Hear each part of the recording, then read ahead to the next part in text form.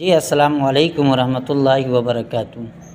میرے عزیز بچوں، میں آج کلاس 12 یعنی انٹر کے لیے میں ایک چیپٹر پڑھانے جا رہا ہوں جو جیلانی بانو یعنی اکثر و بیشتر سوال جو آپ کو پوچھا جاتا ہے ان کے بارے میں۔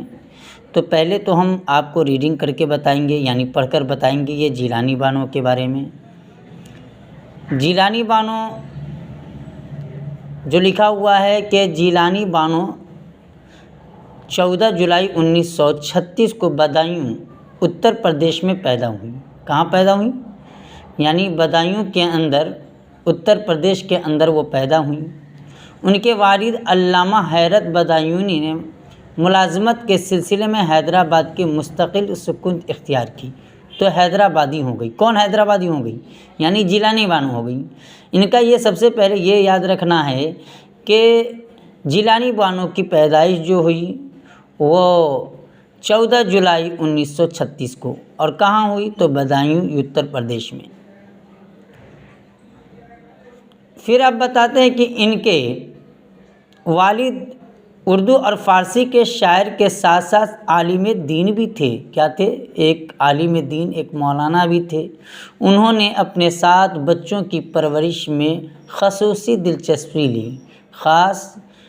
یعنی کہنے کا مطلب یہ ہے کہ جیلانی بانو کے جو والد صاحب جو تھے وہ 7 بچوں کی پرورش کیے اور اس میں پرورش کرنے میں اس کا خاص دلچسپی رہا۔ اسی طرح جیلانی بانو کی تعلیم MA تک ہے۔ انہوں نے بیشتر امتحانات پرائیویٹ ہی پاس کیے۔ پرائیویٹ سے مراد یہ ہے کہ یہ سرکاری اسکول میں نہیں پڑھنے گئے بلکہ یہ پرائیویٹ میں ہی پڑھائی کیے، یعنی CBSE سے۔ اسی طرح لکھا ابتدا میں انہوں نے صبا بدایوں کے نام سے شاعری کی۔ انہیں موسیقی اور مصوری کا شوق رہا، لیکن وہ افسانہ نگار اور ناول نگار کے طور پر مشہور ہوئیں۔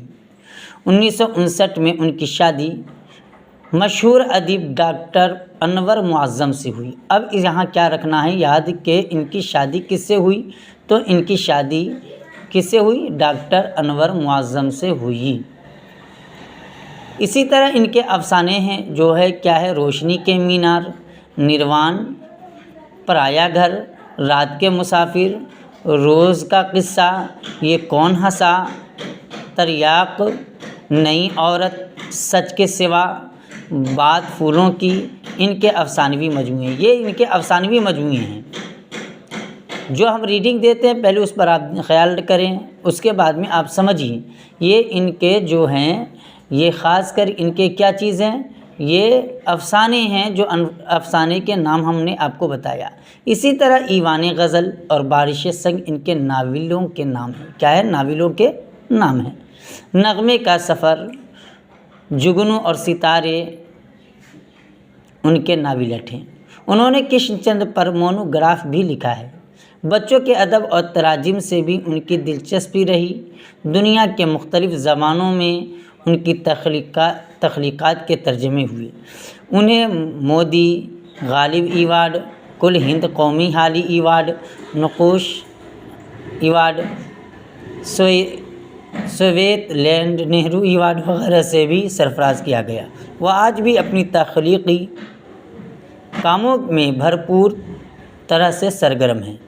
اب ہم آپ کو بتانا چاہیں گے کہ اس میں سب سے پہلی چیز یہ ہے کہ جیلانی بانو کی پیدائش کب ہوئی؟ تو اس میں یاد رکھنا ہے کہ 14 جولائی 1938 کو بدایوں اتر پردیش میں ہوئی۔ ان کے والد 1936 میں بدایوں اتر پردیش میں ہوئی۔ اب ان کے والد کا کیا نام تھا؟ ٹھیک ہے، تو یہاں آپ کو دیا ہوا نہیں ہے، لیکن یہ ان کے والد کا نام علامہ حیرت بدایوں ہے، اور انہوں نے 7 بچوں کی پرورش کی۔ اور دوسری بات کہ یہ کہاں تک کے پڑھے لکھی تھی؟ تو انہوں نے MA کی تھی۔ اور اس کے بعد یہ چیز یاد رکھنا ہے کہ اس کے افسانوں کا کیا کیا نام ہے؟